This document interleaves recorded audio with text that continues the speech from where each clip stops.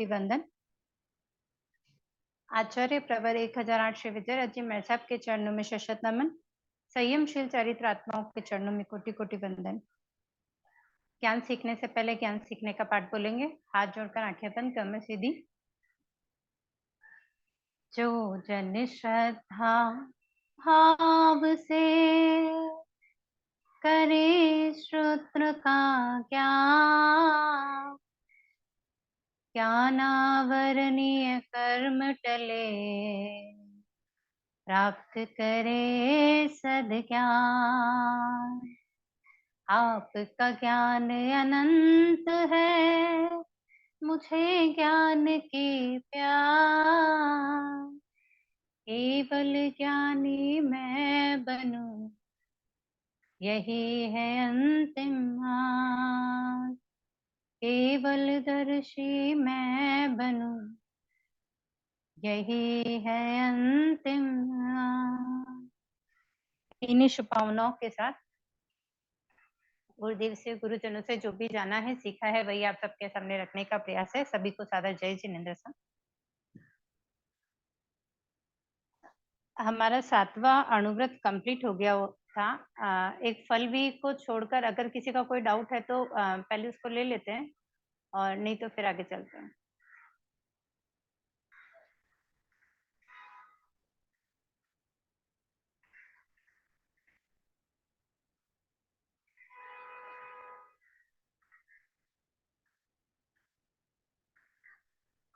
Okay sir.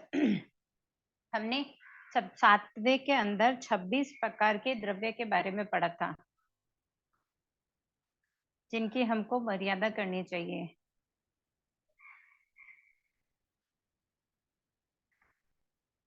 ठीक है, और 7वां अणुव्रत चल रहा था हमारा। 7वां कंप्लीट हो गया था। 8वें में थे हम। 8वां अणुव्रत अनर्थ दंड। अनर्थ दंड यानी बिना प्रयोजन के जो कार्य किया जाए, ऐसा कार्य जिसकी आवश्यकता नहीं है लेकिन करने पर बहुत ज्यादा अनंत हिंसा का पाप लगे।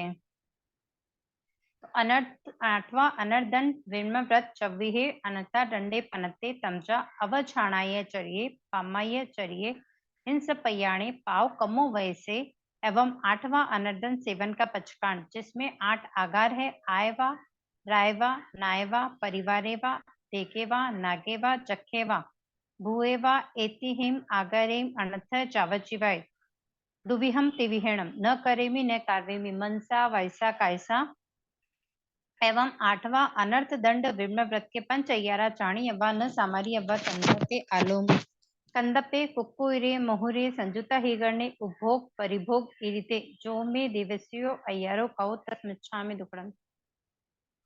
उच्चारण में किसी को डाउट है?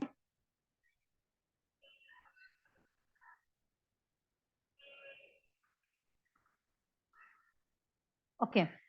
अनर्थ दंड। अनर्थ दंड का मतलब हमने पिछले क्लास में समझा था कि जो बिना प्रयोजन के कार्य हो, जिसमें बहुत ज्यादा हिंसा हो, वो अनर्थ दंड है। अवछाणाय चर्य यानी कि आर्त ध्यान रुत ध्यान करना। पामायचर्य प्रमाद पूर्वक आचरण करना। प्रमाद के 5 विषय है: मद, विषय, कषाय, निद्रा, विकता। इन मतलब इनके साथ में ही आचरण करना, मतलब प्रमाद रखना, अधिक नींद लेना, विकथा करना। हिंसा पयाणे हिंसा आदि पापों के साधन देना। ऐसा काम करना जिससे हम किसी को मतलब हमने ऐसी कोई चीज दी जिससे बहुत हिंसा हो रही है, सामने वाला उससे ज्यादा हिंसा कर सकता है, तो ऐसे पापों के साधन किसी को देना।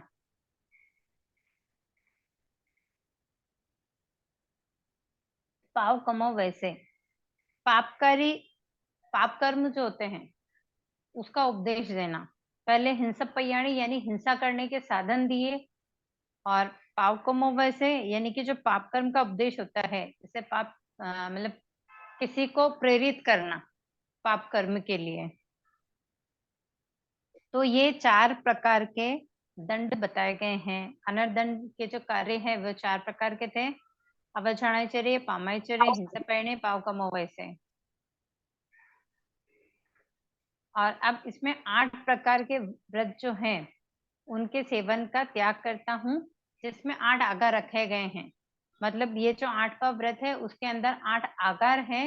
उन आगारों को समझकर मतलब उनको रखकर बाकी सबका त्याग किया जाता है। तो सबसे पहले आयवा। आयवा यानी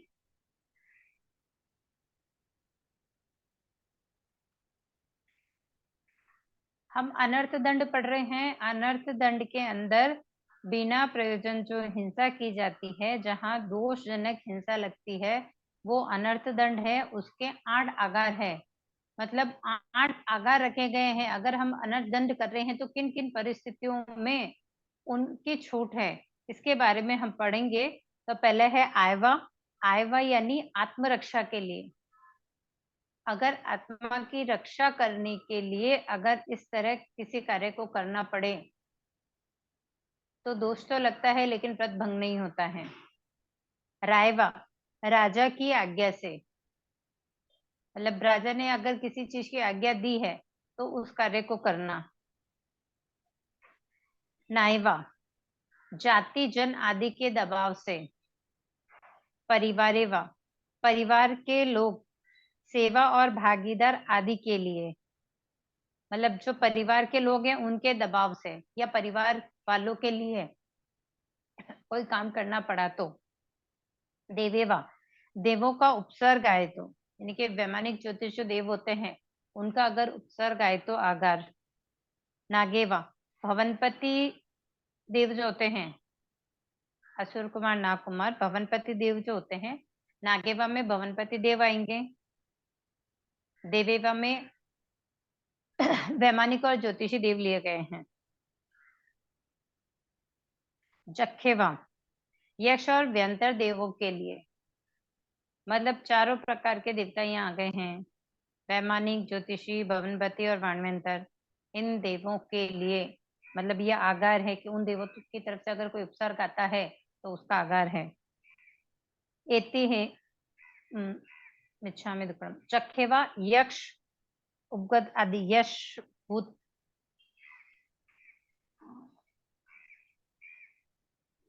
यक्ष आदि व्यंतर देव जो होते हैं यक्ष में आते हैं ना, तो यक्ष आदि जो देव हैं उनसे उपसर्ग आने पर और भूएवा यानी भूत आदि का उपद्रव आने पर, एति हम इस प्रकार के अनर्थ दंड सेवन करना पड़े तो। मतलब इनमें से जो 8 आकार बताए गए हैं इनमें से किसी भी कारण से अगर अनर्थ दंड का सेवन करना पड़े तो मैं आगार रखता हूँ, अन्यथा उपरोक्त आगारों के सिवाय बाकी सबके त्याग करता हूँ। फिर इसमें अतिचार कौन से हैं? अब देखिए, पहले 4 प्रकार थे। अनर्थ दंड के 4 प्रकार हैं। 8वें व्रत को बहुत अच्छे से समझेंगे। अनर्थ दंड के 4 प्रकार हैं। 4 प्रकार के बाद में 8 आगार बताए गए हैं और 8 आगार के बाद में फिर से 5 अतिचार आए हैं। आपसे पूछा जाए कि 8वां अणुव्रत जो है उसमें क्या मतलब किन किन चीजों के बारे में बताया गया है? अनर्दन के 4 प्रकार, 8 आगार और 5 अतिचार। तो 5 अतिचार: कंदपे, काम विकार पैदा करने वाली कथा करना, कुक्कुये भंड कुचेष्टा करना, मोहिरे मुखरी वचन बोलना, संजुता ही करने, अधिकरण जोड़ रखना, उपभोग परिभोग इरिते उपभोग परिभोग अधिक बढ़ाया हो। तो जो मैं दिवसे यारो को तस्मिच्छामि, जो दिवस संबंधी मैंने अतिचार किए हों तो तस्मिच्छामि दुक्कडम। क्लियर है सा?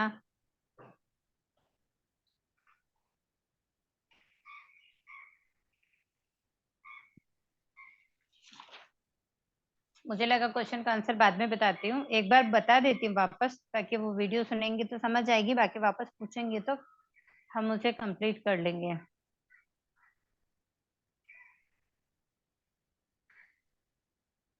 फल फल 8 विहि आगार और 8 आगार के बारे में वापिस बता सकते क्या? किसके? 8 आगार जी, 8 आयवा आगार के बारे में। नायवी। जी जी, हाँ मैं वापस रिपीट कर दूंगी उसको। हाँ। पिछली क्लास में अपना क्वेश्चन था फल विहि और माहुर विहि में क्या डिफरेंस है? फल भी ही जो हमने फल के बारे में सोचा था और माहुर भी मधुर फलों के बारे में अपन ने बात की थी। लेकिन थोड़ा-सा उसमें चेंज ये था कि फल भी ही जो लिया गया है, उसके अंदर वो फल आते हैं जो हम बाल धोने के यूज़ करते हैं। जैसे रिट्ठा, आंवला, शिकाकाई ये जो हम यूज़ करते हैं, ये फल विही में आते हैं और माहुर विही के अंदर जो फल हम खाने के लिए यूज़ करते हैं।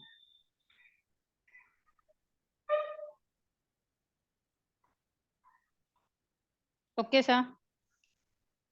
मतलब माहुर विही में सारे फल, मेवा, मिठाई सब उसी के अंदर आ जाते हैं माहुर विही के अंदर।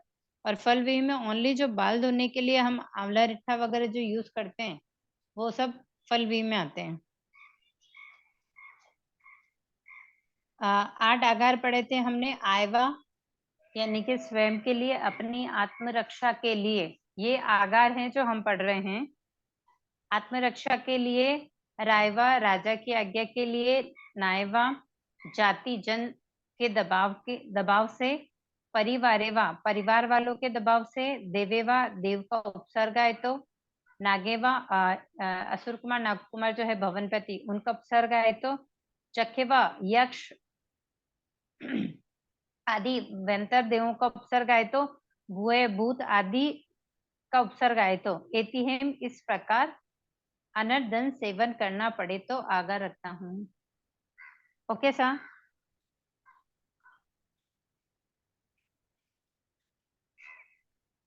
जिन्होंने क्वेश्चन बोला था उनको समझ में आया क्या? हाँ।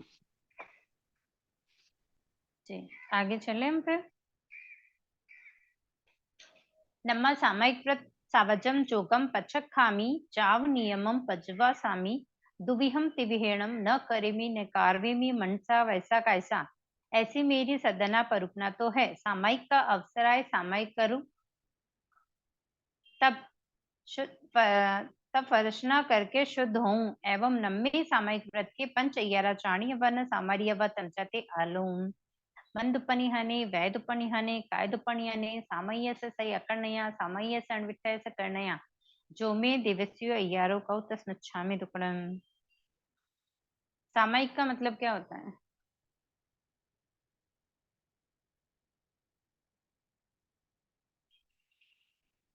समभाव की साधना को सामयिक कहते जी, हैं। संभव की साधना को सामयिक कहते समभाव। हैं। आज क्लास में सब है ना? कम, क्योंकि आज आधे लोग भी नहीं है, आधे हैं, उनमें से भी अगर आप रिप्लाई नहीं करेंगे तो फिर गड़बड़ हो जाएगी सा। सामयिक यानी संभव की साधना, मतलब 12 व्रत में से 9वां व्रत कौन सा है? सामयिक का व्रत है। तो 9वां सामयिक व्रत सावजम जोगम पचकामी, सावध योगों का यावत यानी कि एक मुहूर्त या 2 मुहूर्त यदि जो भी हम लेते हैं उसका त्याग करना, मतलब उस नियम का पालन करना। मिच्छामि दुक्कडम। संभाव की जो साधना करनी है, सावध योगों का जो त्याग करना है, उसका 1 मुहूर्त 2 मुहूर्त जो भी हम सामयिक के लिए समय मतलब जो भी हम सामयिक लेते हैं कि 1 सामयिक करनी है, 2 सामयिक करनी है, तो उस सामयिक का पचकान, उस व्रत का मैं पालन करता हूँ। तो भी हम तिवेणम 2 करण 3 योग से, करूँ नहीं कराऊँ नहीं, मन से, वचन से, काया से, ऐसी मेरी सद्दना परूपना है। मतलब कि ऐसी में श्रद्धा रखती हूँ, परूपना करती हूँ, उसका प्रतिपादन करती हूँ और सामयिक का अवसर आए तब सामयिक करके उसकी शुद्ध परसना करती हूँ। देखिए, सामयिक का अवसर तो आ ही गया ना, तभी तो हम सामयिक कर रहे हैं, सामयिक करने के बाद ही हम प्रतिक्रमण कर रहे हैं या इस व्रत को बोल रहे हैं। तो जब हमने सामयिक ले ली है, तो सामयिक का अवसर आए, सामयिक का अवसर तो आया ही है ना हमारे पास, लेकिन सामयिक का अवसर आकर शुद्ध सामयिक की परसना करूं, उसकी शुद्ध आराधना करूं, तो ऐसे नम्मई सामयिक व्रत के पंच अय्यारा, ऐसे 5 अतिचार है जो जानने योग्य है किंतु आचरण करने योग्य नहीं। वे कौन कौन से हैं? मंदुपनिहाने, वैदुपनिहाने, कायदुपनिहाने, यानी कि मन से अशुभ योग प्रवर्ताया हो, वचन से अशुभ प्रवर्ताया हो, काया से अशुभ योग प्रवर्ताया हो, यानी कि मन, वचन और काया, इनके अशुभ योग जो थे उनको प्रवर्ताया हो। सामा ईयस सही अकर्णया, सामाई की स्मृति न की हो, सामाय्यस्य सही अणविठयस्य करणया, और सामायिक पूर्ण हुए बिना ही सामायिक पाल ली हो। जो मैं दिवसीय यरुको तस्मिच्छामि टुकड़म, जो मैंने दिवस संबंधी अतिचार दोष किए हैं उसका पाप निष्फल हो।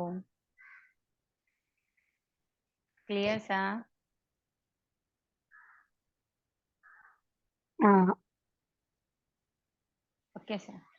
नेक्स्ट 10वां अनुव्रत, आज 12 तक कंप्लीट करेंगे क्योंकि अब सिलेबस को कंप्लीट करना है।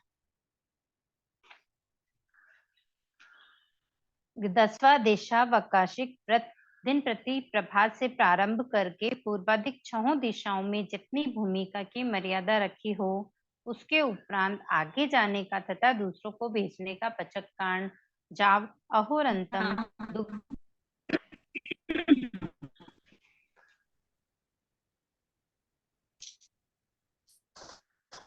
दुविहम तिविहणम न करिमी न कार्वेमी मनसा वैसा कायसा, तथा जितनी भूमिका की हद रखी है उसमें जो द्रव्याधिक की मर्यादा की है उसके उपरांत उपभोग परिभोग वस्तु को भोग निमित्त भोगने से भोगने का पचक कांड, जाव अहुरंतम एक भी हम तिव्यणम न करेमी न कार्वेमी मनसा वैसा, एक भी हम तिव्यणम न करेमी मनसा वैसा कायसा, एवं 10वें देशावकाशिक व्रत के पंच अय्यारा झाणिय वन सामार्य व तमजाते आलोम आणमन पाओगे पेसमन पाओगे सदाणुवाय रुवाणुवाय भैया पुक्कल पक्केवे, जो में दिवस्यो अय्यारो कव तस्मिच्छा में दुकड़म। 10वां देशावकाशिक, देशावकाशिक यानी कि जितनी मर्यादा हमने की है उसको और भी सीमित करना, उस मर्यादा को और भी कम करना, जो हम किस में करते हैं। अगर हमने 12 व्रत मोटे मोटे रूप में लिए हैं तो हम उनको और छोटे रूप किसके अंदर कौन सा पचकाण करते हैं जिसमें इसको छोटे रूप में काउंट होता है। 12 व्रत में ही होता है ना मैम? नहीं, ये अपन 10वां अपन ने पचकाण के पाठ में पढ़ा था। 10वें व्रत से और क्या किया जा सकता है। 10वें व्रत की हमने मर्यादा की, औषध के हमने समय नहीं औषध लेते हैं तो 14 नियम धारण करते हैं हम। हाँ, जी उसमें भी तो आता है। हाँ। जी तो यहाँ अपन 14 नियम की बात कर रहे थे, जो मर्यादा हमने की है बड़े रूप में तो हमने की है ना, 12 व्रत हमने लिए हैं पर बड़े रूप में लिए। रोज का रोज जो हम पचकाण कर रहे हैं, 14 नियमों का पालन कर रहे हैं, पचकाण कर रहे हैं, चितार रहे हैं उनको, तो उसके अंदर जो अपन जितनी मर्यादा अपन ने, जैसे आज पूरे दिन के मतलब अपन ने जैसे महीने की, साल की या आजीवन मर्यादा की है कि भाई इतनी चीज मुझे यूज करनी है, ठीक है, क्योंकि वो हमेशा के लिए अपन ने की है। ठीक है, जिस एग्जाम्पल के लिए कि अपन ने पानी का था कि भाई पीने के लिए इतना पानी और नहाने के लिए इतना पानी अपने को यूज करना है। नहाने के लिए 2 बाल्टी यूज करूंगी, पीने के लिए 4 लीटर पानी यूज करूंगी, ठीक है। लेकिन आज आज मन नहीं है, आज सोचा कि नहीं आज नहाना ही क्यों है, जाने देते, आज तिथि है, पक्की है, 5 में नहीं नहाते हैं, तो क्या करेंगे, तो भाई उसका पचकाण कर लेंगे कि भाई स्नान नहीं करना है, तो वो जो 2 बाल्टी जो आपने रखी थी तो उसकी मर्यादा हो गई वहां पर। तो इस तरह जो भी व्रत हमने लिए हैं उनकी और मर्यादा करना, मतलब उनको और कम करना और मर्यादा में लाना उनको। तो ये कब होता है, 10वें देशावकाशिक मर्यादाओं को कम करना दिन प्रति प्रभात से प्रारंभ करके, मतलब दिन प्रति सुबह जब सूर्योदय होता है तब से प्रारंभ करके पूर्वाधिक 6 दिशाओं में, पूरे 6 दिशाओं जो है उत्तर दक्षिण पूर्व पश्चिम ऊपर नीचे 6 दिशाओं में जितनी भूमिका की मर्यादा की है, मतलब जो भी 14 नियम की बात हो रही है यहाँ पर, ये सुबह मतलब 24 आवर्स के लिए हम 1 टाइम पचकाण करते हैं। तो जैसे सूर्य उदय हुआ तब पचकाण किए, अब सूर्य सॉरी नेक्स्ट डे मॉर्निंग का सूर्योदय तक वो पचकाण चलेंगे, ठीक है, फिर पारेंगे, फिर नए वापस करेंगे। तो इसके अंदर जितनी भूमिका की मर्यादा की है, मतलब कि आज पूरे दिन में इतनी भूमि से ज्यादा जाना नहीं है, रखना नहीं है, ये जो मर्यादा की है, और उसके उपरांत द्रव्याधिक आगे जाने का तथा दूसरों को भेजने का बचकान। आज का दिन है, आज मैंने मर्यादा की कि जैसे मैं मीरा रोड में हूँ कि मैं मीरा रोड से बाहर नहीं जाऊंगी, ठीक है, लेकिन बाहर जाऊंगी नहीं ये मैंने कहा है क्या मैंने ये भी पचकान की है कि भई आज इतने किलोमीटर मुझे नहीं जाना है या मुझे किसी से कोई वस्तु मंगवानी नहीं है, भिजवानी नहीं है। इन सब चीज़ों का ध्यान 14 नियम में रखा जाता है। और ये नियम कब तक हो? जाव अहोरंतम, जब तक रात और दिन। जाव यानी जब, अहोरंतम दिन और रात, यानी कि जब तक दिन और रात है, यानी कि 24 आवर्स। दुविहम तिविहीणम, 2 करण 3 योग से। न करेमी न कार्वेमी, करूँ नहीं कराऊँ नहीं, मन वचन काया। तथा जितनी भूमिका की हद रखी है उसमें जो द्रव्याधिक की मर्यादा की है, जो भी भूमि की जितनी भी भूमि रखी है मर्यादा में, जितनी भी भूमि रखी है उसमें जो द्रव्याधिक की मर्यादा की, जितने द्रव्यों की मर्यादा की है, उन सब की बात यहाँ आ रही है। तो उसके उपरांत उपभोग परिभोग वस्तु को भोग निमित्त भोगने का पचक्काण, मतलब जो भी द्रव्याधिक की मर्यादा की है, भूमि की मर्यादा की है, उसके उपरांत कोई भी वस्तु है उसको भोग निमित्त भोगने का पचकाण है, त्याग है। जाव अहोरंतम, जब तक रात दिन है।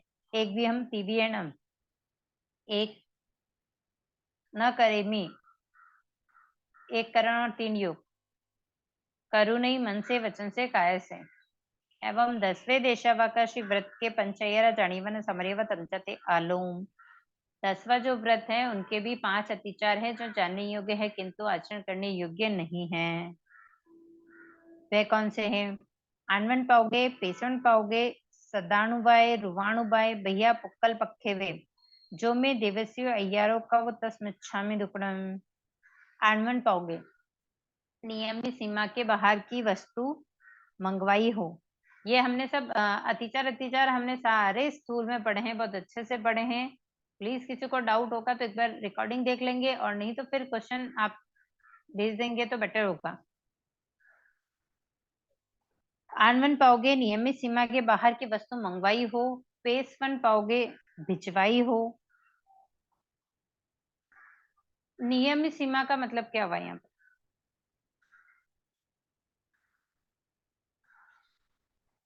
जिसका नियम लिया है जो सीमा का, उससे उपरांत अगर कुछ मंगवाया हो, तो जैसे अगर आप बोले एग्जाम्पल मीरा रोड, तो उसके बाहर की अगर वस्तु मंगाई हो। जी, वही आनवन पाओगे, पेसवन पाओगे, नियमित सीमा जो है उसके बाहर की वस्तु को मंगवाना और भिजवाना। क्या? सदाणुबाई, खांसी आदि शब्द करके चेताया हो। किसी को अभी जैसे अपन ने पोषद में इस विषय को लिया था कि पोषद करते हैं तो कोई चीज हम लानी हो, ले जानी हो, तो हम कहते कि भाई हम बोलेंगे नहीं क्योंकि दोष लगता है, लेकिन हमने इशारे से उनको समझा तो दिया कि भाई ये काम करना है, इसको ऐसे करना है। तो वैसे ही खांसी खांसी आदि कुछ भी, मतलब कैसे भी, जैसे सामने वाला समझ सकता हो उस तरह से अपने इशारे से मीन्स कैसा भी संकेत देकर उनको समझाना। रुवाणुवाय, अपने भाव प्रकट करना, अपने भावों से बताना कि भाई ये काम है, या मतलब ऐसे करना है, वहां जाना है, या ऐसा करना है। भैया पुक्कल पक्खे वे, कंकर आदि फेंक कर दूसरों को बुलाना। बच्चों में देवस्य यारों का तस्मच्छामि दुक्कडम। तो ये 10वें देशावार्षिक व्रत जो है वो प्रातः काल से लिया जाता है, सूर्योदय के बाद से लिया जाता है। जितनी भूमिका की हद रखी है, जितनी भूमिका की जो मर्यादा की है, वहां स्वयं जाकर या किसी को भेजकर, मतलब या तो स्वयं गए नहीं तो किसी को भेज दिया। अब मेरे बचकाने मेरे को नहीं जाना, लेकिन मैंने किसी को भेजा तो है ना। उनका भी मतलब जैसा हम काम करते हैं वैसा छूट रखकर बाकी के पचकान करते हैं तो दोष नहीं लगता है। ओके सर, 10वां कंप्लीट हो गया है। आगे का ले लूं? पीछे कोई डाउट है तो एक बार बोलेंगे। मैम इसमें ये आया था कि जाओ अहोरतम एक विहम तीवी हेणम, ये किसके लिए था? वस्तु मंगाने के लिए। 5 अतिचार के लिए। अच्छा, 5 अतिचार के लिए ये है, क्योंकि ऊपर था जाओ अहोरतम दुविहम तीवी हेणम। जी, 2 करण 3 योग से जितनी भूमिका की हमने मर्यादा की है, उसकी जो हद रखी है, उसके उपरांत भेजना, मंगवाना, हाँ। ये दुविहम तिव्यम, 2 करण 3 योग से। मैं करूँ नहीं, हम्म, कराऊँ नहीं, मन से, वचन से, काया से। हाँ। ठीक है? और पीछे जो 5 अतिचार हैं, वो है एकव्यम तीव्यणम, यानी करूँ नहीं मन से वचन से काया से, लेकिन करवा सकते हैं। मतलब नियमित अच्छा, सीमा के बाहर की वस्तु मैं लाऊंगी नहीं, लेकिन मंगवा सकती हूँ, भिजवा सकती हूँ, ठीक क्योंकि है। खुद नहीं करूंगी लेकिन करवा सकती हूँ।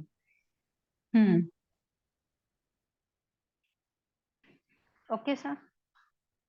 जी मैम। ओके, तो आज हम इतिहास को स्टार्ट करेंगे, क्योंकि आज हमारी क्लास में मेंबर्स कम हैं, तो आगे का 11वां 12वां जो है ये बड़ी से लिखना है, थोड़ा सा समझने के भाव रखेंगे अपन सब। तो इतिहास को आज चालू करते हैं। आप लोगों के पास प्रिंट आउट होगी तो आप खोल लेंगे सा। हमारा पहला विषय था आवश्यक सूत्र, और दूसरा विषय है जैन इतिहास। उसकी बहुत संक्षिप्त सी जानकारी हमारे सिलेबस में है, लमसम उसको रीड ही करनी है, समझने जैसा ज्यादा कुछ नहीं है उसमें। इसके लिए रीड करेंगे, कोई भी डाउट होंगे तो अपन वहीं सॉल्व कर लेंगे। जैन इतिहास के अंदर जैन संस्कृति की प्राचीनता के बारे में पहले बताया गया है इसके अंदर। तो लोक मंगल का विधायक, श्रमण संस्कृति के उन्नायक, आत्म के परम पुरुषार्थ पोषक जैन धर्म अत्यंत प्राचीन है। मतलब यहाँ कहा गया कि मतलब जैन धर्म का आदि अंत नहीं बताया गया, बहुत प्राचीन ही कहा गया है यहाँ पर। इसका न केवल ऐतिहासिक अपितु प्रो ऐतिहासिक महत्व भी रहा है, यानी कि हिस्टोरिकल और प्री हिस्टोरिकल भी रहा है इसका, मतलब इसकी इंपॉर्टेंस वहां पर रही है। धर्म, दर्शन, साधन व संस्कृति की समृद्ध भारतीय परंपरा में जैन धर्म का स्थान वैदिक धर्म से भी पूर्ववर्ती धर्म के रूप में रहा है। यानी कि जब वैदिक धर्म को जब मान रहे हैं, उससे पहले जैन धर्म को माना गया है। भारतीय संस्कृति की विशेषता रही है कि समकालीन रूप में विविध धाराओं में समृद्ध प्रवाह रहा है। ये तथ्य सांस्कृतिक इतिहास के प्रत्येक युग में विद्यमान रहा है। इसके आदिकाल में ऐसी दो धाराएं समांतर रूप से प्रवाहित होती है। इसकी जो दो धाराएं हैं वो है, पहली है ब्राह्मण संस्कृति और दूसरी है श्रमण संस्कृति। दो धाराओं के बारे में यहाँ कहा गया है, जिसमें पहली है ब्राह्मण संस्कृति और दूसरी है श्रमण संस्कृति। तो ब्राह्मण संस्कृति यानी सूक्ष्म भाग कह सकते हैं हम। जिस एग्जांपल अपन समझे कि अगर एक समुद्र है, उसका बहुत सूक्ष्म सा भाग है, तो वो ब्राह्मण संस्कृति में आता है। और श्रमण संस्कृति महासमुद्र जैसा है।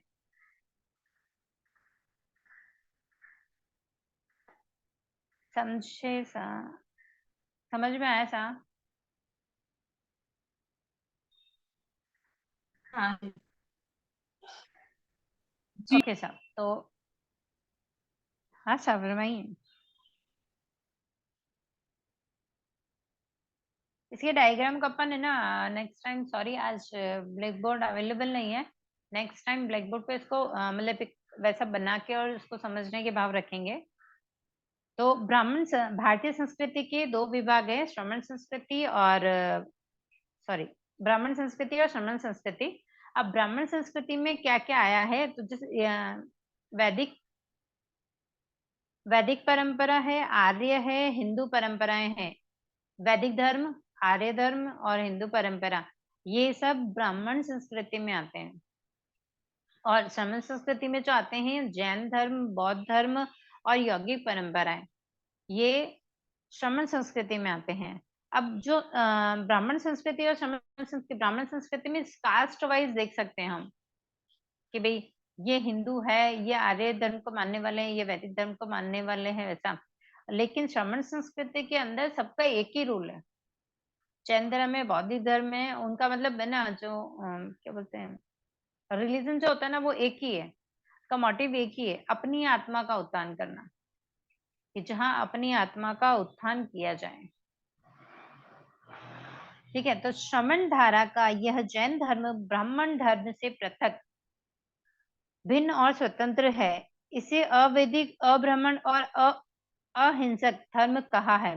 जैन धर्म वैदिक, बौद्धिक आदि धर्मों से भी अधिक प्राचीन है।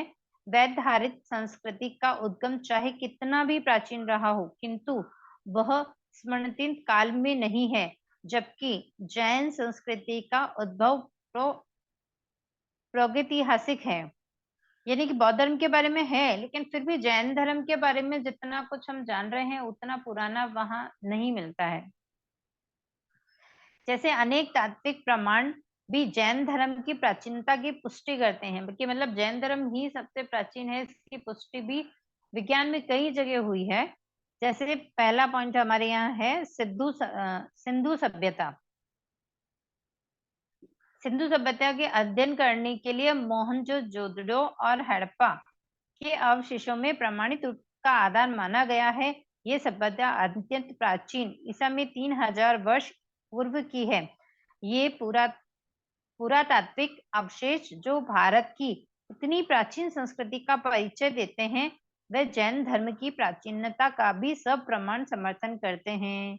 यह हिंदू सभ्यता वैदिक कालिक आर्य सभ्यता से भी पूर्ववर्ती है। अतः इससे स्पष्ट है कि जैन धर्म वैदिक परंपरा से भी प्राचीन है। ठीक है, यहाँ नेक्स्ट दो चीजों मतलब प्रमाण देने के लिए दो तीन विज्ञान के साथ में दो तीन चीजों का मतलब कंपेयर किया गया है कि भाई ये कब से कहाँ कैसे समझा गया था, ये बताया गया था। तो नेक्स्ट में डॉक्टर हर्बन याकोबी ने अपने ग्रंथ में लिखा था कि नायपुत्र जो धर्म वर्धमान अर्थात महावीर के नाम से प्रसिद्ध है, वे बुद्ध में समकालीन थे। मतलब बौद्ध धर्म में भी महावीर के नाम से चलते थे।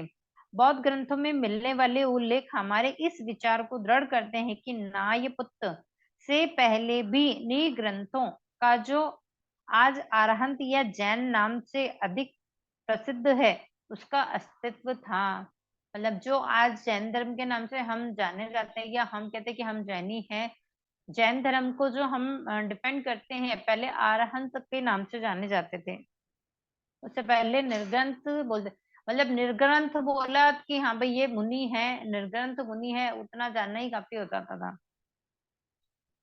ऐतिहासिक ग्रंथ के साक्षी है कि जब बौद्ध धर्म आरंभ हुआ तब निर्ग्रंथों ने संप्रदाय बड़ा सबल और व्यापक था। अतः स्पष्ट है कि जैन धर्म बौद्ध धर्म से भी प्राचीन है। आधुनिक ऐतिहासिक प्रेमी विज्ञों की अभिमत से कि ईस्वी 28 शताब्दी पूर्व से ही जैन मत का प्रचलन रहा है। पौराणिक वंशावलियों के अनुसार 21वें तीर्थंकर नमीनाथ जी का काल 1200 वर्ष ईसा पूर्व में व 20वें तीर्थंकर मुनि सुव्रत जी का काल 1500 वर्ष ईसा पूर्व स्वीकार किया गया था। यदि वेदों का रचना काल भी स्वीकार किया गया है, जबकि जैन संस्कृति का प्रारंभ तो प्रथम तीर्थंकर ऋषभदेव भगवान के समय में ही हो गया था। इस आधार पर भी यह स्पष्ट है कि जैन संस्कृति वैदिक संस्कृति की अपेक्षा अधिक प्राचीन है। पूछा जाए कि जैन संस्कृति किससे ज्यादा अधिक प्राचीन है, तो वैदिक संस्कृति से जैन संस्कृति अधिक प्राचीन है।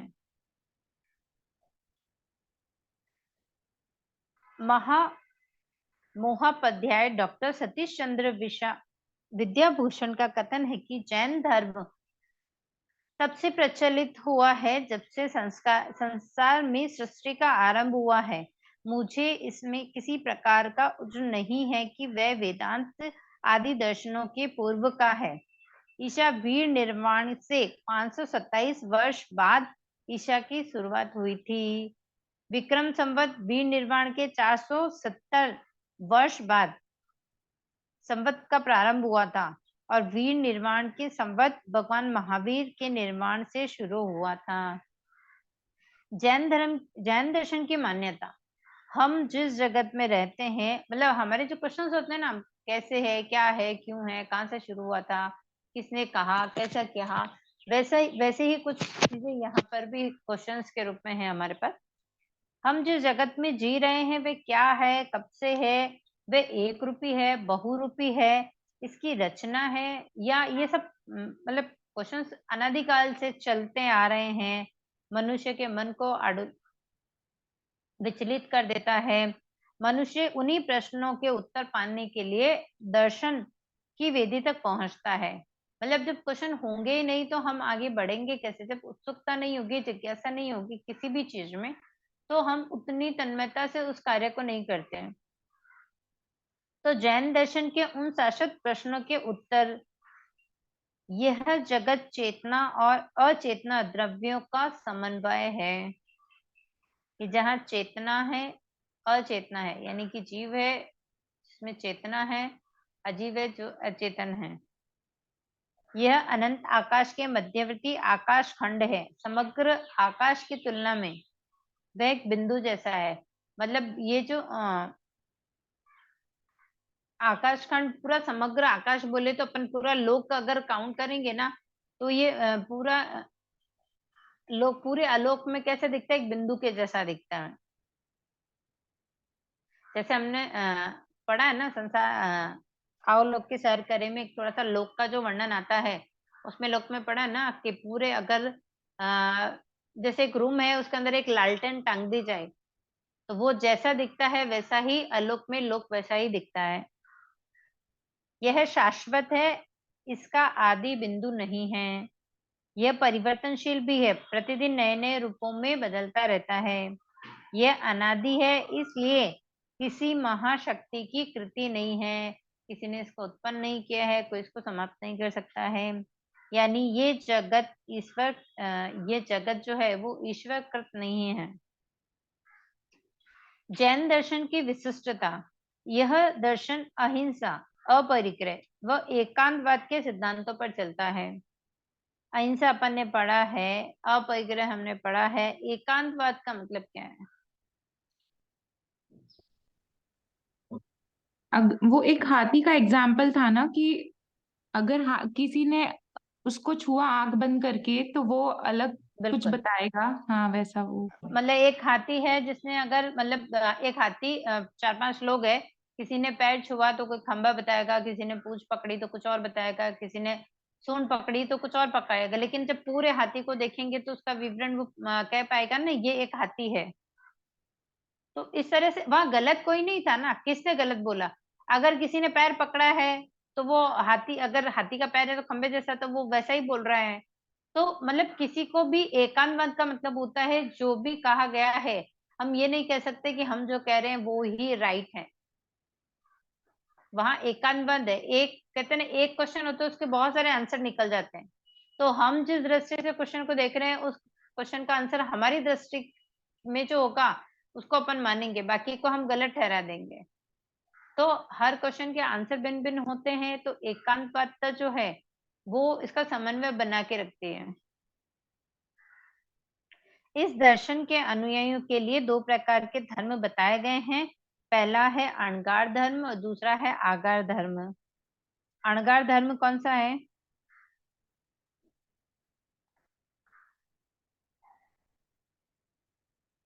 मुनि। साध्वी का। हाँ, हमारा साधु लेते हैं।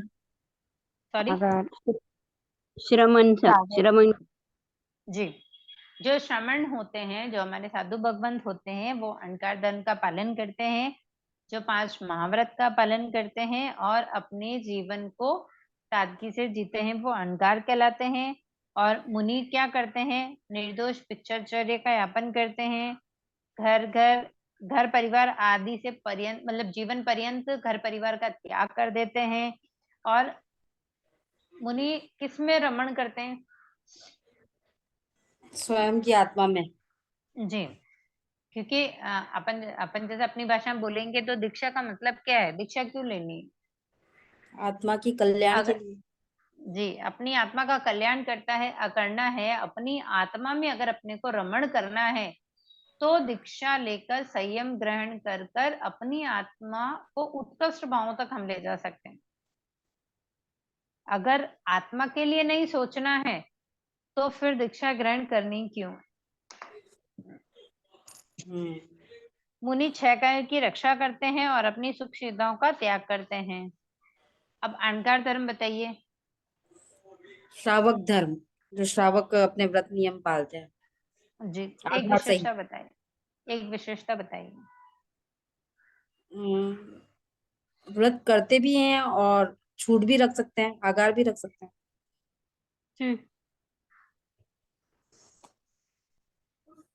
मतलब जो हिंसा आदि होती है ना, मतलब जो 5 मनाते हैं, उसका अंश रूप में ही त्याग करते हैं। हम्म साधु पूर्ण रूप से त्याग करते हैं और हम जो है उसको अंश रूप में त्याग करते हैं। अंश रूप में ग्रहण नहीं करते, अंश रूप में ही हम उसका त्याग करते हैं। बाकी जी, का तो हम आगार ही रखते हैं। जी। और जो उपासक होते हैं, किसके उपासक होते हैं? वीतराग वाणी के, वीतराग प्रभु के। साधु के। जो श्रमण के उपासक, श्रमण की जो उपासना करते हैं वही उपासक कहलाते हैं। श्रमणोपासक जो हम बोलते हैं ना, श्रमणों प्लस उपासक, श्रमण प्लस उपासक, श्रमणोपासक।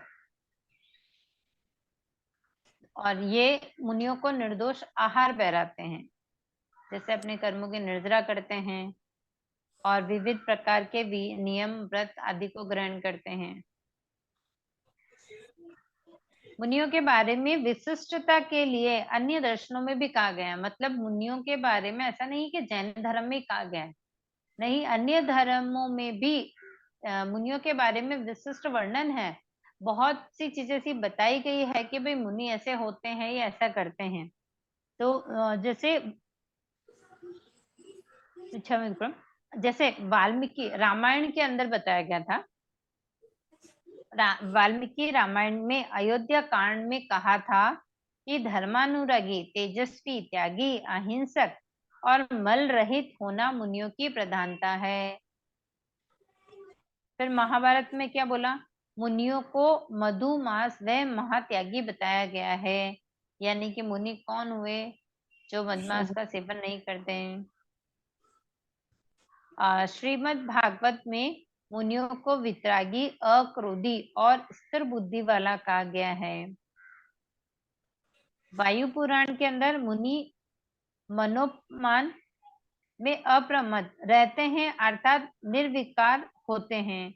उनका कोई आकार नहीं होता है, वो निर्विकार होते हैं। मतलब अपनी आत्मा के लिए रमण करते हैं, विचरण करते हैं, मतलब किसी प्रतिबंध से बंधे हुए नहीं है वो। स्कंद पुराण और भागवत पुराण में मुनियों को तत्वज्ञानी, इंद्रिय दमन में समर्थक, समदृष्टा और ध्यान स्थिरता के स्वामी के रूप में चित्रित किया गया है। ये तो हम जानते हैं ना कि जो तत्व के ज्ञानी हैं, इंद्रियों का जो दमन करते हैं, उसका समर्थन करते हैं, समदृष्टा समान दृष्टि से देखने वाले हैं, ध्यान में अपने आप को स्थिर रखने वाले हैं। ये सब चीजें स्कंद पुराण, इन भागवत पुराण में कही गई है। तो जैन धर्म अपने आगे पढ़ा है इसमें कि भाई जैन धर्म का जो न आदि बताया न अंत बताया, तो हम कहाँ से इसको समझें? तो जैन परंपरा जो शुरू हुई है, मतलब कब से हुई है उसका नहीं है, लेकिन जो काल चक्र जो होता है ना हमारा, उस काल चक्र के हिसाब से हम इसकी गति को, मतलब हम देखते हैं कि भाई ये काल चक्र चल रहा है, आगे ये चलेगा। हालांकि वो कंटिन्यूस है ना, इसका आदि है ना, इसका अंत है। तो दृष्टि, सृष्टि क्रम की दृष्टि से इस धर्म को अनादि माना जाता है। यद्यपि काल चक्र की दृष्टि से इसका प्रारंभ माना गया है। काल चक्र क्या है? समय सर्वदा एक जैसा नहीं रहता है, वे परिवर्तनशील है। कभी उन्नत अवस्था में प्राप्त होता है और कभी अवनत अवस्था में प्राप्त होता है। इस उन्नत और अवनत अवस्था के एक चक्र को काल चक्र कहते हैं। अच्छा, ये बताइए उन्नत और अवनत जो दो शब्द आए हैं, उनके मीनिंग बताइए जरा। उन्नत जिसमें विकास होता है पूरे काल की अपेक्षा से, और अवनत जिसमें ह्रास होता है हर चीज का, जैसे जी, उत्सर्पणी और अवसर्पणी के हिसाब से। तो अभी अवसर्पणी चल रहा है, इसमें अवनत चल रहा है या उन्नत चल रहा है? अभी तो अवनत चल रहा है सर। ओके, सबको क्लियर है सा? जी। तो एक काल चक्र जो है वो कितना कोड़ा कोड़ी का है, उसका समय क्या है? 10 कोड़ा कोड़ी सागरों का। 20 कोड़ा कोड़ी सागरों को। अच्छा कि हाँ एक मेरा काल चक्र। हाँ जी, इस चीज को अपन विशेष ध्यान रखेंगे। एक कालचक्र बोला है, इसका मतलब पूरा का पूरा काउंट हो जाता है, जी जी ठीक है ना? नहीं, यहाँ गड़बड़ हो जाती है अक्सर। जी हाँ। तो एक कालचक्र 20 कोड़ा कोड़ी सागरोपम का होता है। तो आज तक अनंत कालचक्र हो चुके हैं और इस कालचक्र के दो काल बताए गए हैं और प्रत्येक काल में 6 आरे होते हैं। देखिए सर, 3 क्वेश्चन यह बन रहे हैं। एक कालचक्र कितने समय का होता है? 20 कोड़ा कोड़ी सागरोपम का। इसमें कितने काल बताए गए हैं? 2 काल बताए गए हैं, अवसर्पणी और उत्सर्पणी काल। और प्रत्येक काल के अंदर कितने आरे होते हैं? तो प्रत्येक काल में 6 आरे होते हैं। मुझे नहीं लगता ये ज्यादा कुछ करने की आवश्यकता होगी, क्योंकि ये सबने किया वही है, नया इसमें ज्यादा कुछ है नहीं।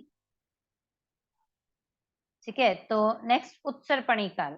उत्सर्पणी काल के प्रथम आरे से छठे आरे तक क्रमशः वर्ण, गंध, रस, स्पर्श, आयु, शरीर और सुख आदि पर्यायों में क्रमशः उन्नति होती है। अभी क्या चल रहा है? अवसर्पणी काल। अवसर्पणी काल। तो यहाँ घटोतरी हो रही है, क्योंकि जो जी। पहले आरे में बहुत अच्छा था, शुभ था, वो सब अभी पांचवें आरे में है क्या? नहीं है। जी। तो अभी अवनति हो रही है। तो यहाँ कहा गया है कि जो उत्सर्पणी काल का प्रथम आरे से जो छठा आरा है, वहां पर वर्ण, गंध, रस, स्पर्श जो भी चीजें होती है ना, उसकी उन्नति होती है।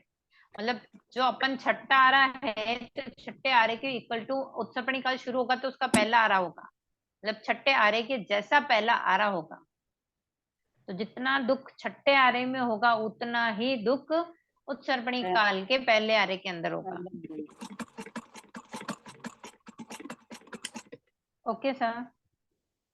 Okay sir. और वैसे ही उसका उल्टा अवसर्पणी काल में, कि पहले से छठे आरे तक हर चीज नीचे की तरफ जाएगी। मतलब क्या बोलते हैं ना उसको, एक तो हम कोई चीज है कि वैरायटी के लिए किसी चीज को लेने जाते हैं, तो एक तो है कि भाई वैरायटी बताइए, ये बहुत अच्छी है, ये थोड़ी कम, ये थोड़ी कम, कम कम कम ऐसे होती है। तो ये तो अवसर्पणी काल हुआ। और एक है कि वो पहले ही अपन कोई चीज लेने गए कि भाई ये चीज चाहिए, तो पहले धीरे नीचे नीचे नीचे नीचे से चलता है कि भाई ये ठीक है, ये थोड़ी अच्छी है, ये इससे बेटर, ये इससे बेटर, ये इससे बेटर। तो इस तरह इसको समझ के रखेंगे।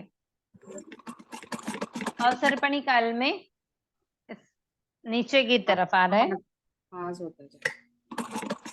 ह्रास होता जाता है। Okay sir. तो अब मुझे ये बताइए, एक अवसर्पणी काल का समय क्या है? 10 कोड़ा कोड़ी सागरोपम। जी, रिक्वेस्ट है ये क्वेश्चंस प्लीज ध्यान रखेंगे, क्योंकि यहाँ पर बहुत ज्यादा कंफ्यूजन हो जाता है, बहुत गड़बड़ भी हो जाती है। जी, 6 आरों का नाम उत्सर्पणी काल और अवसर्पणी काल में, तो उनका काल मतलब उनका समय और उनके काल का नाम, ये दोनों हम देख लेते हैं। उत्सर्पणी काल में पहला आरा दुखम दुखम, यानी दुष्मा दुष्मा, कितने हजार वर्ष का है? 42,000 वर्ष। नहीं, 21,000 वर्ष। 21,000 वर्ष। जी,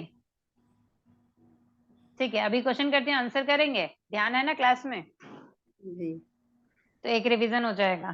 ठीक है सर। अवसर्पणी काल का पहला आरा कौन सा? सुखम सुखम। सुखम सुखम। काल क्या है मतलब समय कितना उसका? 10 नहीं, ऐसे नहीं। 4 कोड़ा कोड़ी सागरोपम। 4। जी। हाँ। अवसर्पणी काल का पहला आरा मतलब सुख ही सुख है, उसका समय है 4 कोड़ा कोड़ी सागरोपम का। और वही उत्सर्पणी काल का पहला आरा दुखम दुखम है और उसका समय है 21,000। 21,000 वर्ष। जी। तो उत्सर्पणी काल की तरफ हम चल रहे थे। पहला आरा दुखम दुखम 21,000 वर्ष का, और दूसरा आरा कौन सा है? दुखम। ओनली दुखम, यानी कि यहाँ दुख ही है। अच्छा ये बताइए, दुखम दुखम जो आया है, इसका मतलब क्या समझना? छठे आरे सॉरी, अवसर्पणी उत्सर्पणी काल का जो पहला आरा बताया गया है दुखम दुखम, उसको कैसे समझना है? बहुत ज्यादा दुख।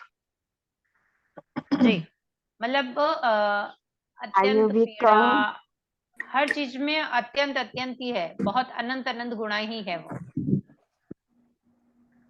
और उत्सर्पणी काल का दूसरा आरा दुखमा, दुखम जिसमें दुख ही है। छठे में मतलब पहले में अत्यंत दुख था, इसमें दुख ही है। और उसका समय क्या है? 21,000 वर्ष। 21,000 ओके सर। तीसरा आरा, तीसरे आरे का नाम दुष्यम सुष्म दुखम सुखम। दुखमा मतलब? सुखम। दुखम सुखम। मतलब दुख भी है और सुख भी है। दुख भी है। दुख कम सुख ज्यादा। दुख क्या कर रहे हो ज्यादा सर? कम, दुख ज्यादा सुख कम है। हाँ सर। तीसरा उत्सर्पणी काल का जो तीसरा आ रहा है वो दुखम सुखम, पहले जो वर्ड आता है वही ज्यादा होता है, ऐसे ध्यान रखेंगे। ओके। तो दुखम सुखम है, यानी दुख ज्यादा है सुख कम है। हम्म। तो ये इसका काल कितना है? एक कोड़ा कोड़ी एक सागर कोटा कोटि सागरों। में 42,000 वर्ष कम रहेंगे। में 42,000 वर्ष कम। हाँ। जी, एक कोडाकोड़ी सागरपम जो है उसमें 42,000 कम होंगे। देखिए, पूरा एक काल चक्र 20 कोडाकोड़ी का है, लेकिन उत्सर्पणी काल है उसका समय 10 कोडाकोड़ी सागरपम का है। Okay sir. तो 10 कोडाकोड़ी सागरपम में से अपन तीसरे आरे में पहुंचे, ऐसे डिवाइडेशन करेंगे तो वहां जो थोड़ा कंफ्यूजन है वो क्लियर हो जाएगा। तो तीसरा आरा जो था जिसमें दुख ज्यादा है सुख कम है, उसका समय जो था वो एक कोडाकोड़ी सागरपम में 42,000 वर्ष कम है। यानी कि तीसरा ये जो पहला दूसरा और तीसरा इन तीनों आरों को मिलाएंगे ना तो एक कोडाकोड़ी सागरपम कंप्लीट हो जाएगा। Okay sir. हाँ। नेक्स्ट फोर्थ आ रहा है सुखम दुष्मा। हम जी, मतलब सुख ही दुख सुख। ज्यादा दुख कम। जी, सुख ज्यादा है और दुख कम है। इसका काल क्या है? तो दो कोड़ा कोटि सागरों। 2 कोडाकोड़ी सागरपम का। फिर है पांचवा, पांचवा है सुखम, यानी कि वहां सुख है।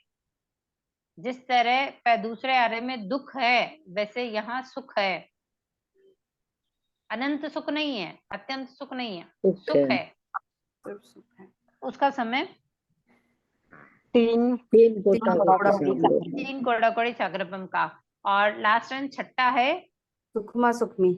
हाँ सुषमा सुखमा। सुषमा। जी, सुखमा सुखमा, यानी कि वहां सुख ही सुख है। तो वो है 4 कोडाकोड़ी चार सागरपम का। कोडाकोटी सागर। Okay sir. अवसर्पणी काल का तो सबको क्लियर फटफट से है ही, उत्सर्पणी काल में थोड़ा सा वो था। अब अवसर्पणी काल का पहला आ रहा सुखम सुखम। सुखम सुखम। काल कितना है? 4 चार कोटा कोटि सागरों। दूसरा आ रहा सुखम। सुखम कम 3 कोटा कोटि सागरों। जी।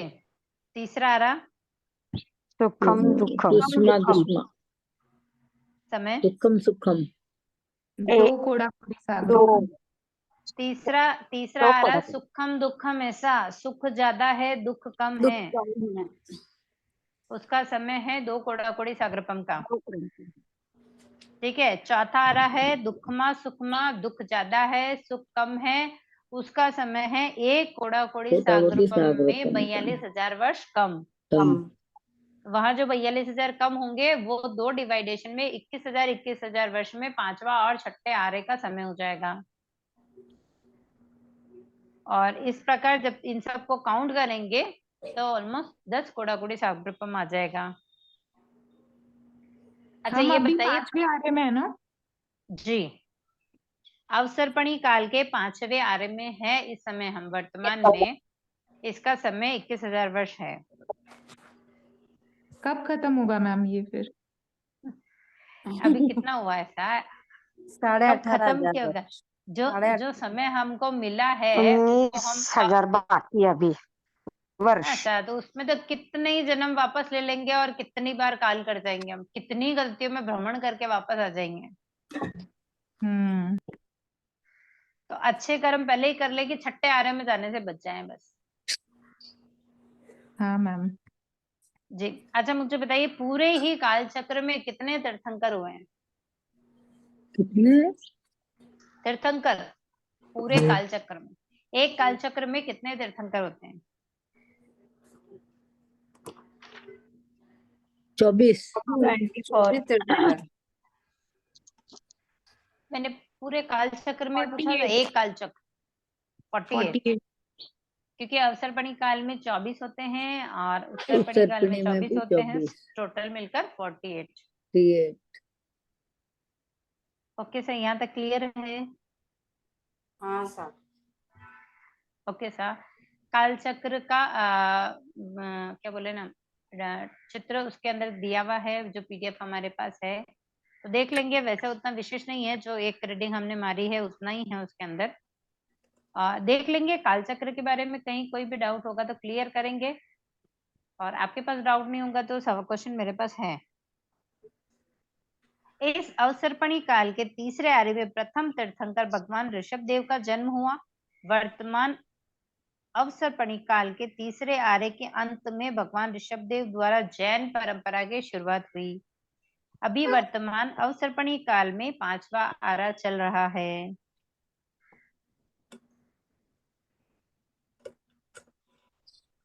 ओके सर, यहाँ तक किसी को कोई डाउट है तो आगे थोड़ा सा ले लें। हाँ सर, आगे बढ़िए। जी, तो जैन परंपरा है, उसकी आदि व विकास कैसे हुआ, क्या हुआ, कौन से युग चले, वही सब चीजें हम आगे पढ़ेंगे। तो पहला तीर्थंकर, फिर केवली युग, फिर पूर्व युग, फिर संप्रदाय और क्रांति युग। मतलब पहले तीर्थंकर आए, मतलब जैसे हमने कहा कि तीसरे जैसे हमने अभी पढ़ा कि भगवान ऋषभ देव का जन्म तीसरे आर्य के अंत में होता है, तो वहां से ही जैन परंपरा की शुरुआत होती है। तो तीसरा और चौथा, इन दोनों आर्यों में तीर्थंकर युग सबसे पहले रहा था, क्योंकि सबसे पहले तीर्थंकर बने थे, उन्होंने तीर्थ की स्थापना की, फिर केवली बने, केवली बनकर मतलब जैसे जैसे लुप्त हुए, जैसे तीर्थंकर के जाने के बाद 24वें तीर्थंकर भगवान महावीर स्वामी रहे, उनके जाने के बाद तीर्थंकर वापस कोई नहीं बने, लेकिन केवली हुए। ठीक है, वापस केवली की भी परंपरा में लास्ट केवली होकर उसके बाद में फिर पूर्वधर रहे, यानी कि 14 पूर्वों के जो धारक हैं, 14 पूर्वों का जो ज्ञान रखते हैं वो थे। उनके भी मतलब जाते जाते पीछे लास्ट जो था संप्रदायवाद बट गया और क्रांति का युग रह गया। इस प्रकार 4 युगों का डिवाइडेशन अपन यहाँ पढ़ेंगे। तो पहला तीर्थंकर युग। तीर्थंकर युग में प्रथम 2 आर्य के अंदर और तीसरे आर्य के स्टार्टिंग में, मतलब ज्यादा भाग कह सकते हैं, क्योंकि 1/3 भाग में ही भगवान ऋषभ देव का जन्म होता है।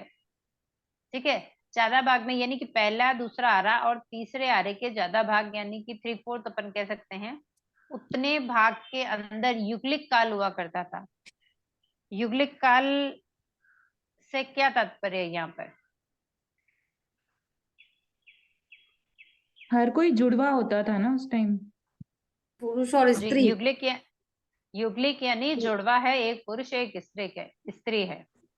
तो जब युगलिक काल था, पहला दूसरा और तीसरे आरे का आधा जब अपन पकड़ रहे हैं, वहां जो युगलिक काल था वो सिर्फ भोग काल था, वहां पे कर्म काल नहीं था, कर्म नहीं थे वहां पर,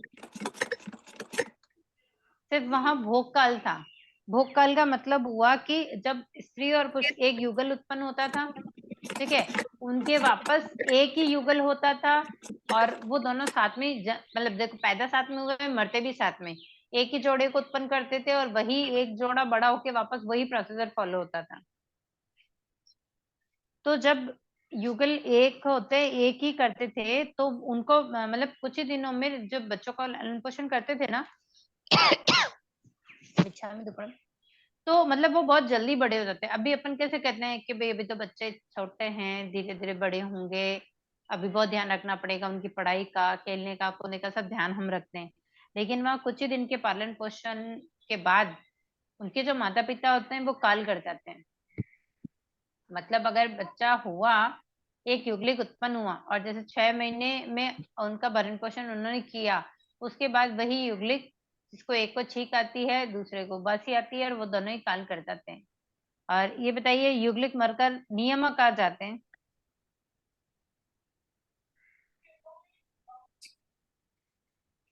देवगति में जाते हैं। जी, युगलिक मरकर नियमा देवगति में ही जाते हैं।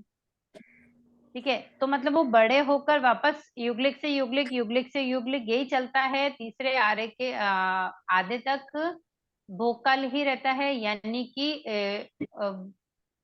वो कोई कर्म नहीं करते हैं, सिर्फ भोग, यानी कि वृक्षों से उनकी आवश्यकताओं की पूर्ति होती थी। वृक्षों से 10 प्रकार के जो वृक्ष बताए गए हैं, उनसे उनकी पूरी पूर्ति हो जाती थी। इसके लिए उनको कोई कर्म नहीं करना पड़ता था। इसके लिए वहां पर लड़ाई झगड़े ये सब चीजें वहां नहीं होती थी।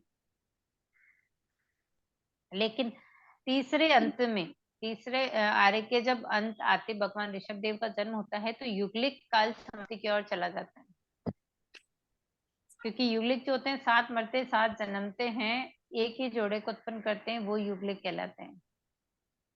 ठीक है, जिनका जन्म 7 हुआ, लेकिन अगर उनका आयुष्य कम है और अगर उन्होंने काल अलग अलग किया, तो वो युगलिक नहीं कहलाते हैं। तो जब ये श्रृंखला जब टूटने लगी, तीसरे आर्य तो फिर तीसरे पे आ गए। आखिरी तक, सॉरी, तीसरे आर्य के अंत में जब ये श्रृंखला टूटने लगी, मतलब वृक्षों से जो मांगकर अपनी पूर्ति करते थे ना, वहां वृक्षों में वो क्षीणता आ गई, वो उनकी पूर्ति नहीं कर पा रहे थे। तो उसके कारण क्या है कि ना, मतलब तनाव बढ़ने लगा, फिर लोग लड़ने झगड़ने लगे। धीरे धीरे ये सारी श्रृंखलाओं के टूटने के कारण वो जो व्यवस्था थी उसमें बदलाव आ गया। तो इस तरह क्या है, चोरी, लूट खटोज, लड़ाई झगड़े, ये सब चीजें प्रारंभ, इन सब व्यवस्थाओं को बनाए रखने की, मतलब ये अपराध और अव्यवस्था जो थी, उनको नई व्यवस्था का निर्माण देने की प्रेरणा की गई। उसके फलस्वरूप क्या किया, कुल की व्यवस्था की गई, कुल का विकास हुआ, कुल की व्यवस्था की गई, और कुल के रूप में संगठित होकर उन कुलों में एक मुखिया होता था। जैसा भी अभी अपन कह सकते हैं कि अपनी फैमिली में हेड ऑफ एक ही होता है ना, तो वैसे कुल का मुखिया बनाया गया। वो जैसा कहते थे, जैसे दंड देते थे, सबको स्वीकार होता था, क्योंकि अधिकार सिर्फ वो एक ही होता है। जिस तरह हम ये कह दें कि हमारी फैमिली में हमारे घर के बड़े हैं, ठीक है, अगर अपन गलती करे नहीं करे तो वो हमको डांट सकते हैं, वो हमको कह सकते हैं, वो हमें सही मार्ग दिखा सकते हैं। वैसे यहाँ कुल का संचालन था कि पूरे कुल को, मतलब पूरे कुल का मुखिया होता था, उन सबको उनकी बात माननी होती थी, वो जैसा आदेश करते थे वैसे ही उस कार्य को संपन्न करना होता था। और उन्हीं सभी सुविधाओं को ध्यान में रखकर ये जो चोरी वगैरह जो होती थी, इनको नियंत्रण में किया जा सकता था। यहाँ पर कुलकर 7 हुए हैं, जिनके नाम विमल वाहन, चक्षुमान, यशस्वी, अभिचंद्र, प्रसन्नजीत, मरुदेवी व मरुदेव व नाभि। भगवान ऋषभ देव के पिता का नाम क्या था? नाभि। जी, वो कुलकर थे। भगवान ऋषभ देव के पिता क्या थे? कुलकर थे। ठीक है, उसके बाद में फिर जब ये कुलकर हुई तो यहाँ व्यवस्थाएं बदल गई, क्योंकि पहले क्या था, कल्पवृक्ष थे, उनसे इच्छाओं की पूर्ति होती थी, युगलिक थे, साथ में जन्मते थे, मरते थे, कुछ समय उस युगल जोड़े का पालन पोषण करते थे। तो इन सबको, मतलब ये सब प्रथाएं जब धीरे धीरे खत्म होने लगी, युगलिक काल खत्म होने लगा, भोग काल खत्म होने लगा, तब कर्म काल की तरफ आगे बढ़े, तब ये सब हुआ। उसी व्यवस्था को बनाए रखने के लिए कुलकर की व्यवस्था की गई, जिसमें नाभि राजा 7 कुलकर थे, उनके पुत्र का नाम ऋषभ देव था। और इस कुलकर व्यवस्थाओं में जो चीज राजतंत्र दंड नीतियां जो थी, वो इस प्रकार थी। कुलकर व्यवस्थाओं की 3 दंड नीतियां प्रचलित हुई थी। पहले कुलकर विमल वाहन के समय में हाकार नीति का प्रयोग किया जाता था। उस समय मनुष्य अनुशासित और लज्जाशीन थे। ठीक है, सिर्फ क्या बोलना था वहां पर, तूने ये क्या किया, वो ही मतलब उनके लिए सजा होती थी। अगर ऐसा बोल दिया कि भाई तूने ये क्या किया, तो वो उनके लिए सजा के समान ही था। उसको हाकार नीति कहा गया है। ऐसा कहना गुरुतर दंड था। और दूसरे कुल का चक्षुध्यान के समय में यही नीति चली। तीसरे चौथे में यशस्वी और अभिचंद्र कुलकर के समय छोटे अपराध के लिए हाकार और बड़े अपराध के लिए मकार यानी मत करो की नीति प्रारंभ हुई। हाकार यानी छोटा अपराध, क्या बोला कि तूने ये क्या किया, ये हाकार नीति में था। उससे बड़ा जो मकार। अपराध था मकार नीति की मत करो, यानी कि अगर किसी ने कुछ किया है और उसको कहा कि मत करो, इसका मतलब उसको वो करना ही नहीं है। पांचवे छठे सातवें प्रसन्नजीत मरुदेव और नाभि कुलकर के समय में धिक्कार नीति चली। धिक्कार नीति यानी कि देखो, छोटे अपराध के लिए हाकार, ठीक है, मत करो यानी कि मकार नीति जो उससे बड़े अपराध थे, ठीक है, और धिक्कार उसके बाद और उससे जो बड़े अपराध थे उसके लिए धिक्कार नीति का प्रयोग किया गया था। क्योंकि उस समय जो मनुष्य थे ना, वो अतिवाद, ऋजु, मर्यादा प्रिय और स्वयं शासित थे। खेद, प्रदर्शन, निषेध और तिरस्कार ये तो उनके लिए मृत्यु दंड के से भी अधिक होते थे। मतलब किसी से खेद प्रदर्शन कर दिया या किसी का तिरस्कार कर दिया तो वो मृत्यु दंड के समान समझा जाता था। ओके सर, जी मैम। आज यहीं तक रखेंगे। नेक्स्ट क्लास में भगवान ऋषभ देव के मतलब ये जन्म, विवाह पद्धति, ये सब चीजें जो शुरू हुई, अभिषेक, राज्याभिषेक है, विवाह है, ये सब चीजें आगे हम पढ़ेंगे अपनी क्लास में। तो ये विषय थोड़ा सा वैसा है, प्लीज एक एक रिवीजन, एक एक रिवाइज कर लेंगे। और अनुव्रत में 10 अनुव्रत हमारे कंप्लीट हो गए हैं, तो आप लोगों से निवेदन है एक बार पढ़ लेंगे, कोई डाउट होगा तो हम क्लियर कर लेंगे और फिर आगे चलेंगे। वैसे आप ओके सबकी सर। तैयारी अच्छी चल रही हो गई एग्जाम की? हाँ सर। चल रही है ना? कितने लोग हाँ, हैं यहाँ क्लास के अंदर? 9 लोग हैं अभी, मुझे छोड़कर 8 लोग हैं। कितने लोग एग्जाम नहीं दे रहे हैं? अभी देना तो है। ओके सर, देना है, नहीं देना ही है, ऐसा कीजिए सर। क्योंकि ठीक। देना है ऐसा सोचेंगे तो वहां हमारी ढिलाई आ जाएगी और ढिलाई आने पर मामला गड़बड़ हो जाएगा। इसलिए हाँ, अपने संकल्प को मजबूत करेंगे कि अपने को एग्जाम देना ही है। कोई डाउट है तो अपन बैठ के सॉल्व करते हैं, कुछ भी अगर परेशानी आ रही है तो उसको सॉल्व करते हैं, ठीक सर। ठीक है। लेकिन अपना संकल्प मजबूत करेंगे जी। कि भाई अपने को एग्जाम देना ही है तो दे पाएंगे, वरना क्या ठीक है दे देंगे सोचेंगे, तब तक थोड़ा सा गड़बड़। क्योंकि अभी से तैयारी करेंगे तो ठीक है, नहीं तो लास्ट में कहेंगे हमारी तैयारी नहीं हुई, हमें एग्जाम नहीं देना है। सही है सर। तो भाव रखेंगे कि देना ही है, जरूर। अपने संकल्प को मजबूत करेंगे बस। मैम ठीक। मैंने एग्जाम तो दे दिए बट मेरा प्रतिक्रमण अच्छी से नहीं हुआ है, तो मैं क्लासेस अटेंड कर रही हूँ।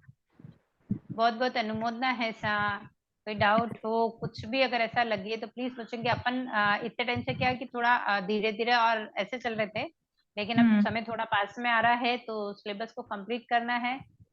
लेकिन बड़ी से लेखना तक अपन जितना विस्तार से समझ सकते हैं, मतलब जितना मैंने सुना है समझा है उतना कोशिश करती हूँ मैं आप लोगों को बताने के लिए। क्योंकि उसके बाद हाँ 5 पद के बनना है, वो लमसम हिंदी में ही है, तो हमको ज्यादा हाँ समय नहीं लगेगा। इसीलिए इतिहास को स्टार्ट किया है, ताकि अपन फेब मार्च स्टार्टिंग में अपना सिलेबस कंप्लीट कर लेंगे, ताकि बाद में रिवीजन क्लास आराम से चला पाएंगे। जी मैम। ओके सर, जिनवाणी के विरुद्ध कुछ भी कहने में आया हो तो खमत खामना कृतज्ञ समझ व्यक्त खाना था करेंगे। आपसे भी। अहो अहो गुरुवर कृपा करी, दीनी ज्ञान की दान, भव भव में ना भूलेंगे, आपका उपकार हो गुरु सा, आपका उपकार।